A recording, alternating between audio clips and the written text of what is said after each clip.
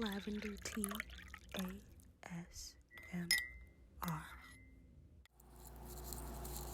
Hello and welcome to my little corner on YouTube. If you're watching this video, I just want to say thank you for supporting me. I really do appreciate it. So I wanted to start an ASMR channel because ASMR is something that I turn to in my lowest moments. I'm a person that suffers from depression and anxiety, and when I discovered ASMR, it was really changing for me. It was a really good thing to have, because sometimes dealing with these sorts of issues, I may become bombarded with intrusive thoughts, or I may feel like I just can't relax, I can't focus, and it may affect my sleep and things like that. And watching ASMR not only helps me to get to bed at night sometimes, but it also helps me to just calm down and just focus and just relax and just take my mind off of things. So I really wanted to be able to create that same kind of content, and hopefully my videos could do the same thing for another person. I really love this community because whenever I would read the comments and stuff, everybody would always be super positive. Everybody would always be uplifting each other, and they would always be sharing their experiences and stuff like that. So it was really nice, and I hope that I can, branch into this, test it out, see how it goes, and just, get some more videos going for you guys. There are many different triggers when it comes to ASMR. Some people love the tapping.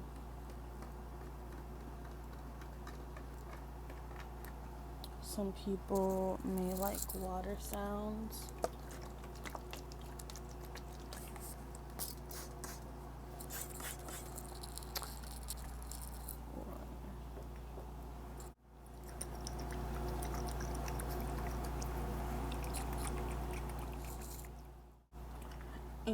Or repetitive words, or hand motions, or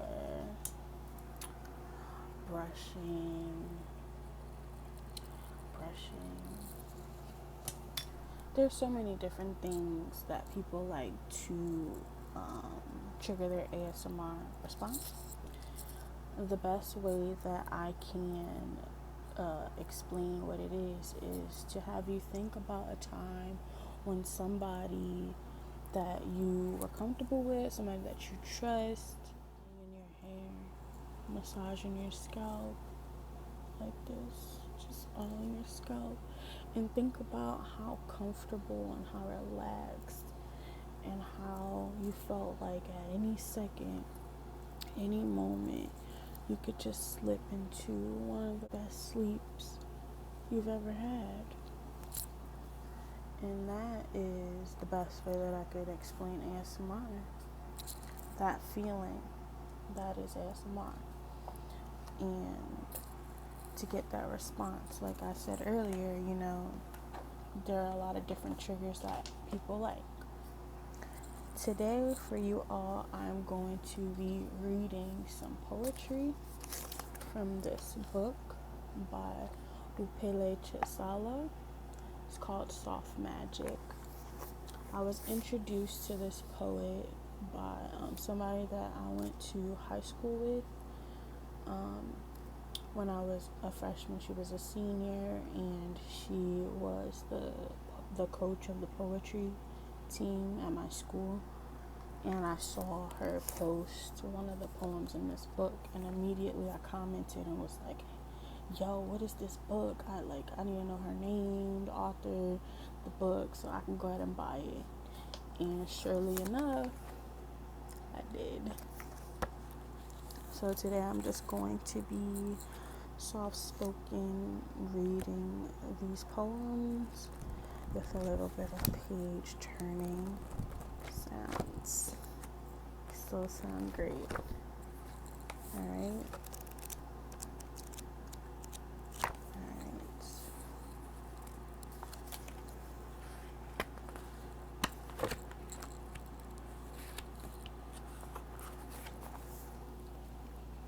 Let's get into it.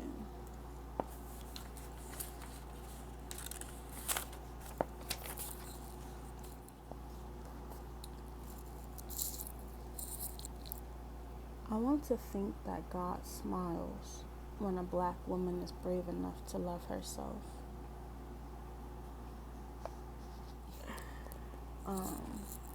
This is interesting to me, especially this point where she says, brave enough to love herself. I want to talk about how when I was in middle school, and that was when I first became natural. And you'd think that wearing your hair in its natural state is not that big of a deal, but people constantly sharing their unwanted opinions about me and my appearance really showed me how revolutionary it was to just love myself for who I am. It's like you wouldn't think that that would be such of a big deal, but it is. There were times people would say, oh, well, I like your hair better this way, like a certain type of way, or, or why don't you just do something to it, or why don't you get your hair done, or something like that, or it looked like you put your finger in a socket, or somebody always had a comment, and it was like, that's a lie. People constantly talking about your appearance, especially when you're going through puberty and you're trying to love yourself, even though it's hard and you may not like everything about your body or yourself or whatever. Like, and hearing things like that just feeds your, low self-esteem. It feeds those inner negative thoughts. So when you love yourself, despite all of that, that's powerful. It takes a lot of courage. It really does. Because people are going to try to bring you down for that. Alright?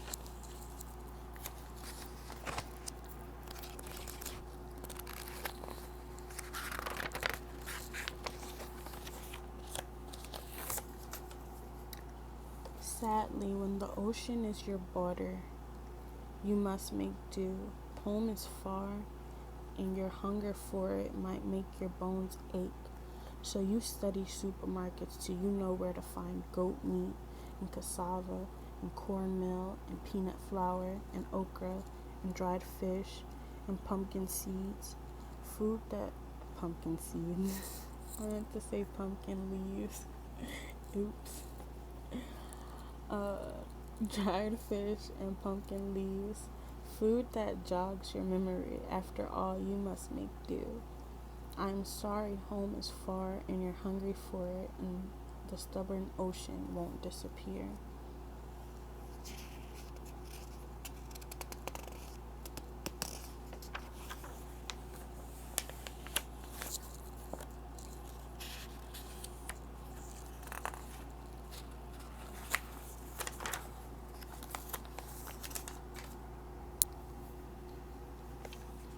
My mother tells me she raised herself.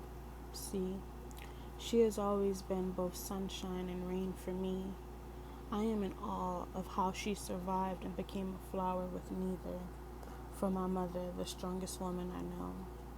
That was really cute, short and sweet, and really, inspiring. I like the part where she says, I am in awe of how she survived and became a flower with neither. Because I feel like that's true for a lot of our mothers. For some of us. And it's like, you made it through all of that hard ass shit that I never experienced and that I could never imagine. And yet, you are still growing and becoming a better woman.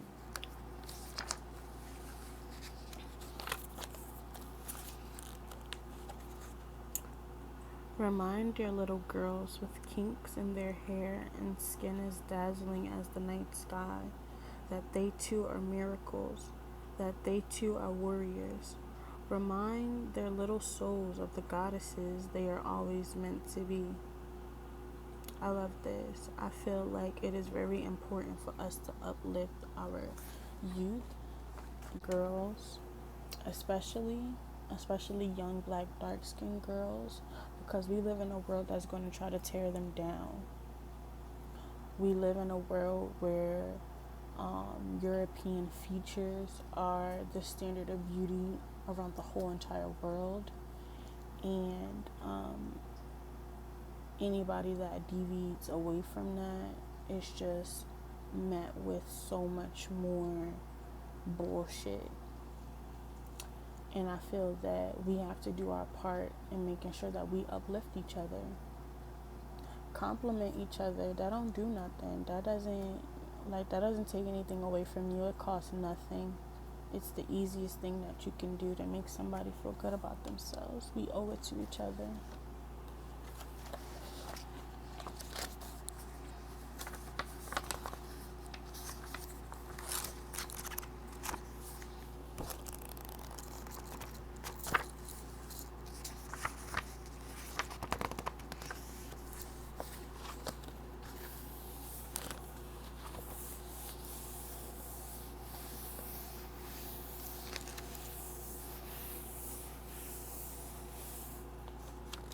Darling, women like you are known to carry war between your teeth and still manage to slide soft words off your tongue. You baffle them with how you fit both battle and peace in your body.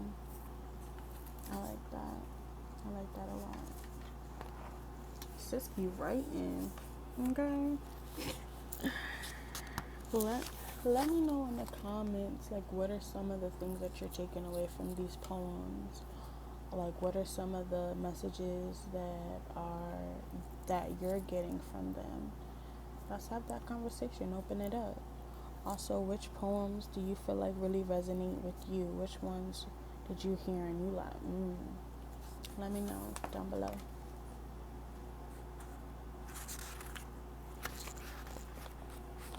Little boys with sunshine in their giggles are mistaken for men because their bodies were built like those of warriors. For the moon-high baby boys of color who are still growing into their warrior bones. You are little. You are loved.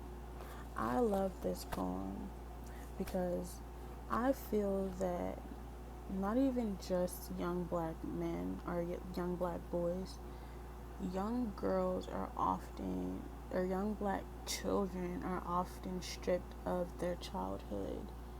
We're often perceived as older than what we are, and that can be very harmful. Kids should be able to hold on to their innocence and their youth for as long as they can. And I feel like for many of us, that was taken away from us really early on. Like, I remember just even when I was younger, having my nieces and nephews around, and people would assume that they were my kids. Mind you, I was not old enough to be their mother, so I didn't understand why they would assume that those are my kids before they would assume that those were my brother and sisters. But anyway, moving right along.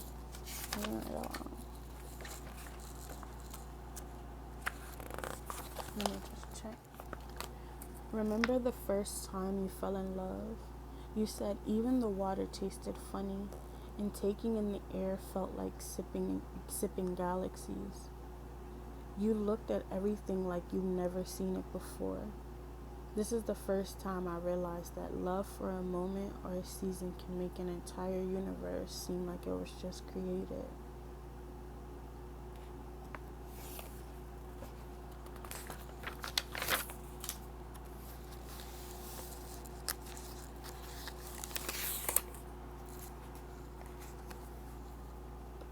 You seldom know how to share yourself.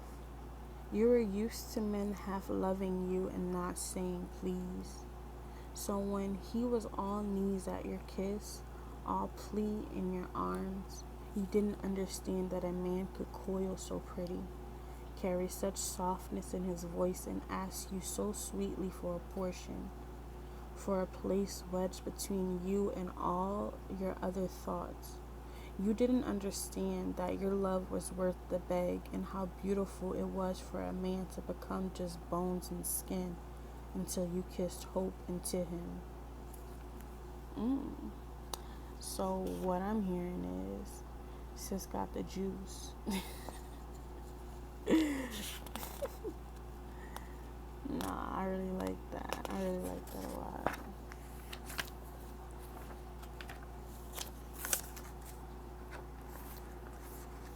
Too many earth-toned men and women, barred and broken bodied and bleeding, black and begging, black and barely breathing. Too many honey-skinned people beaten and burnt and bruised and Bibled. Too many melanin children being put to bed early in tight boxes. Playgrounds and prayer homes becoming graveyards and tombs. Too many beautifully black babies barely out of wombs are being buried.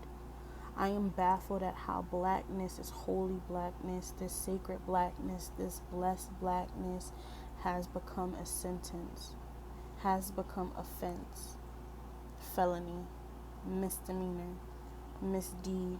So when black blood bleeds, it is minor.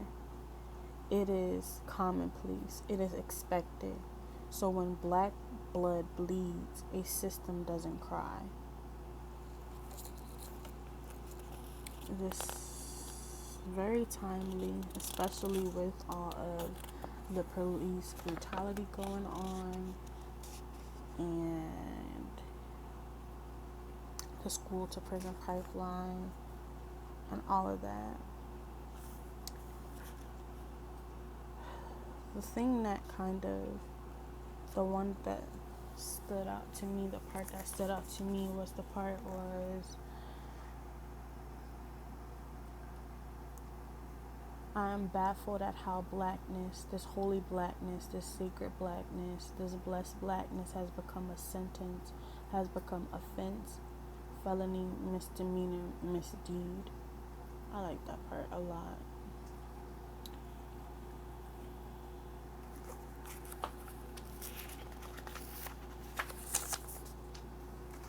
Sir, for 9 months you two swam in mother blood. Tell me, how do you manage to hate women when every bone... Sir, for 9 months you two swam in mother blood. Tell me, how do you manage to hate women with every bone in your body? That reminds me of the poem by Naira Waid that's like, don't you know, like, you part woman too, you come from a woman too. How do you hate us when you were feeding from our flesh, nourished from our bodies? You come from us and you hate us? Nigga, please. Anyway.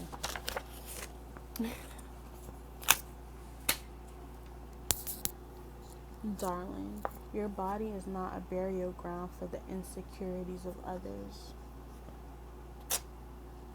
That part. Your mother asked you not to be soft. She said your fragility would have the men running towards women who looked like they could unearth mountains. She said love was only for strong women, women who prayed, women who turned both cheeks, women who understood that men need and need and need and want and want and want. Women who were ready to be less than enough.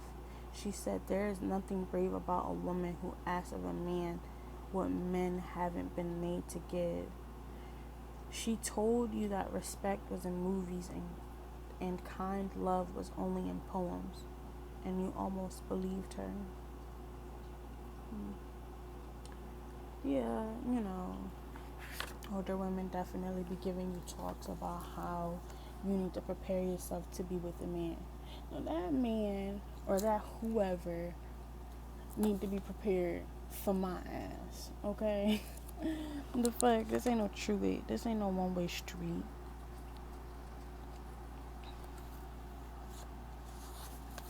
Girl, who taught you to be so silent, to fold your opinion back into your mouth so neatly?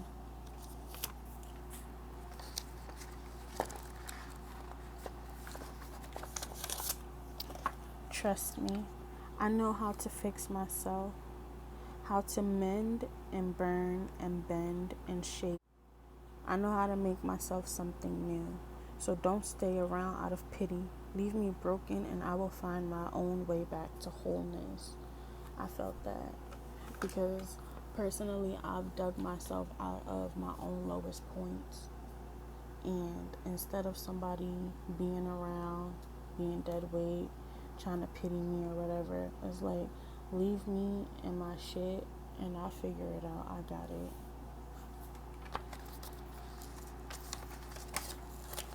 And this is the last one.